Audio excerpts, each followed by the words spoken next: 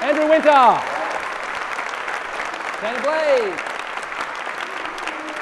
Charlie Allbone.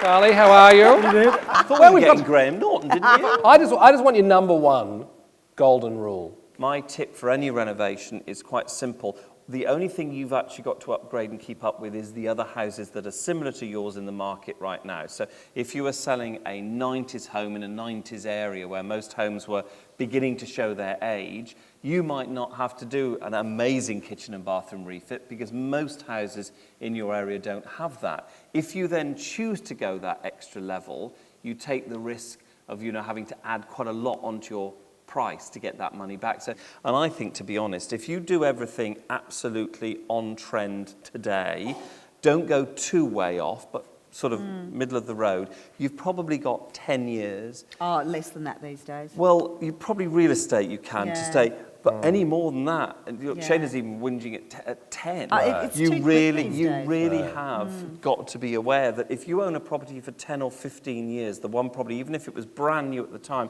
if you haven't redone kitchens and bathrooms after year 10, or at least upgraded them, you're not going to get top dollar when you sell. People are quite delusional in the fact that their house is worth a lot more than what it is. Yes. And when you go to make changes in what you're doing, and the specific reason of the changes that we make is to highlight the advantages of the property, highlight the architecture, highlight the selling point, and then that's why you're making the changes for the benefit of getting the best price.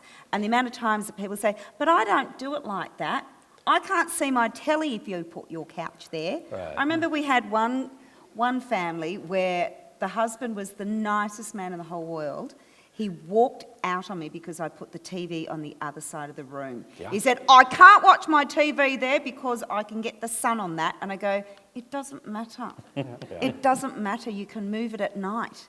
But you don't want the TV in your face when you first walk in. Right. So it was just trying to work out those aspects where people get very caught up on the way that they live and they can't cut that emotional umbilical cord of how they live and how they've loved that house and what it's done for them.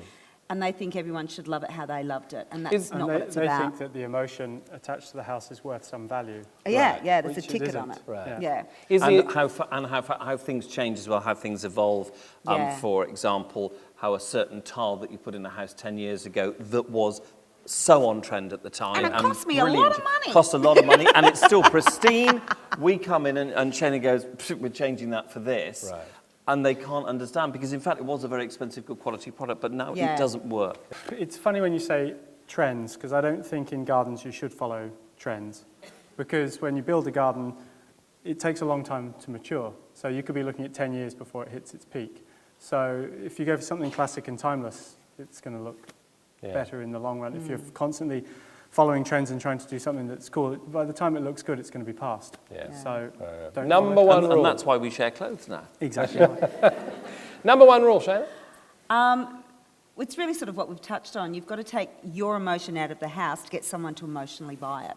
So if you've still got deep. It is very deep. You know I'm the deep one. I'm the one who cries and hugs everybody. Yes, she does, doesn't she? It's really about, you've got to take you out of the equation because it's like your ghosts in the house selling it to other people. You've really got to get the emotional buyer because they're the people that pay the most money. So you've got to take yourself out of the picture so that you can put this beautiful, romantic, emotional notion into the house that people want to live that dream that you've done. Yeah. Number one. Know your market. Know your market. Know your market, that solves your pricing, what to do with your improvements, how you go ahead with the whole thing. Know your market. Yeah. Well, on that note, what about a big round of applause for Charlie Allbone, Shana Blade, Andrew Winter, Selling Houses Australia. Thanks, fellas. Thank you. Oh, should we take it? Oh, That was really fun.